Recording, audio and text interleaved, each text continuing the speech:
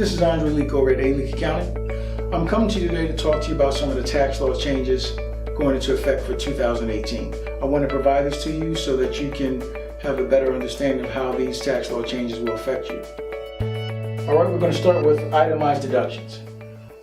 Okay, so for 2017, there was no cap on state or sales tax deduction. Okay, in 2018, there's a $10,000 limit for state or sales tax deduction.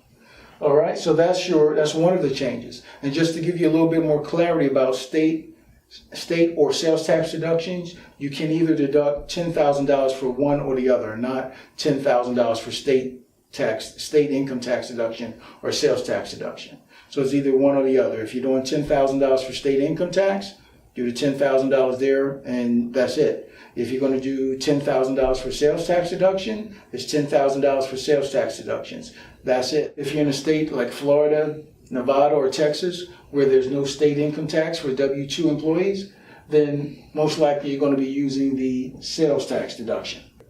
Another change is the home equity indebtedness. So if you have a home equity loan with your interest deduction that you were able to take advantage of in 2017, you can no longer take advantage of that deduction. The only way you can do it in 2018 is if that loan is secured by the residence, okay? Additionally, and that loan has to specifically be for the purchase of your home, to build your home, or approve upon your home. That is the only way you can take advantage of that interest deduction. So that's another change there. Another change is the tax preparation fees. In 2017, you can deduct my fees or your CPA's fees and things of that nature. In 2018, you can no longer deduct that. In 2017, the investment management fees, you could deduct them. In 2018, you can no longer deduct them. In 2017, unreimbursed employee expenses. In 2018, you can no longer deduct them. That's a big one there. Okay, the other one is your medical expenses, which is another huge one. In 2017, your AGI, the medical expense had to exceed 10% of that AGI. In 2018, it's reverted back to years past, where now those medical expenses only have to exceed 7.5% of your AGI.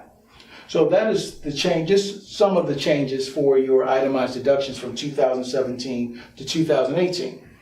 Now let's talk about standard deduction. This one's pretty cut and dry, just basic numbers. With your standard deduction in 2017, your standard deduction for single and married filing separately was $6,350. In 2018, $12,000. Married filing jointly, 2017 was $12,700. 2018, $24,000.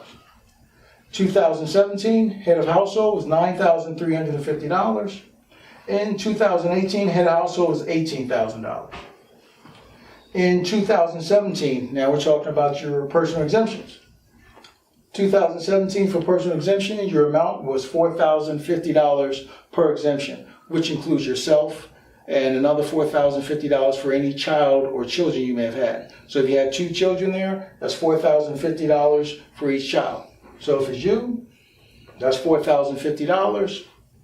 Then you add a child there, that's $8,100 in personal exemptions on top of your $9,350 as well.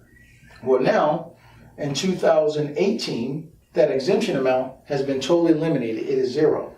So if you have any other questions, you can reach out to your CPA or your tax professional. If you don't have one, please give us a call. We'd love to hear from you. Until then, this is Leake prepping you for your taxes. Take care.